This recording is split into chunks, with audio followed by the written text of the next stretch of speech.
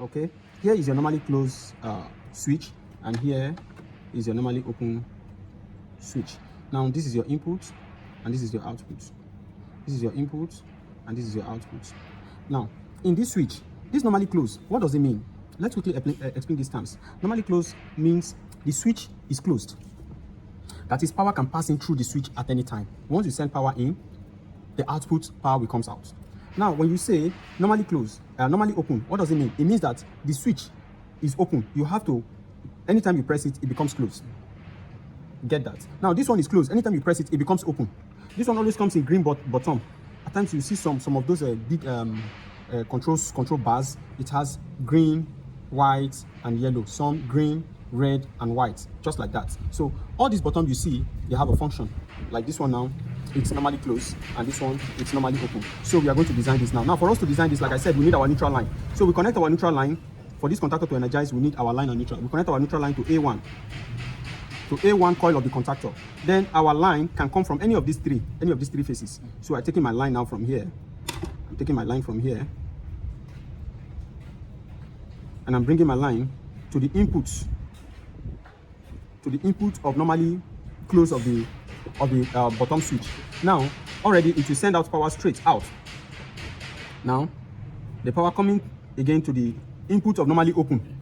Okay, now the power goes out straight to the coil of A2, which is the coil of this contactor A2. Okay, now if you look at this design now, I told you that for me to energize this contactor, I need power in A1 and A2 now, which is line and neutral. Now if I press this bottom switch now, this contactor will energize. This electric motor will start to work. This electric motor will start to work. It will start turning. Now if I leave this bottom switch, this contactor will disenergize. So, but I want this contactor to remain energized. If I press this bottom switch, I want this contactor to remain energized. I don't want it to disenergize. Now, for me to accomplish this mission, I would take another power from contactor, from the output of normally closed. I take another power from the output of normally closed to contactor number 13. Okay, to number 13. Then I loop the A2, which is I will take another power again. I can take it from here, but instead of me to be running another wire from the output of normally open, I will just tap from number 14 to A2.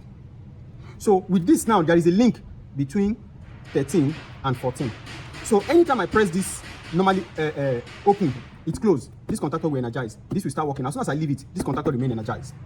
It will never disenergize, and this electric motor will continue to work. Now if I want to off it, I press normally close, which is this, my normally close button. So as soon as I press it, it becomes open, and this contactor will disenergize. So with this is why I call it self-lock contactor. Once I press it, it lock. It will not, if I leave it, it will not disenergize. It will remain energized. Okay, so this is the design, and most of this design is used in electric motor. Like I said, we also use it in in most cases industrial, three-phase motors and other things like that. In our next video, I will be teaching us how we can protect our three-phase motor so that when one phase fails, the motor will not continue, it will not burn the motor. Instead, it will cut off the switch of the motor. So this is Martech Engineering Ventures. At Martech Engineering Ventures, this is what we do and what we do best. Please don't forget to hit the like button and subscribe so that when our next video is out, you'll be notified. Thank you.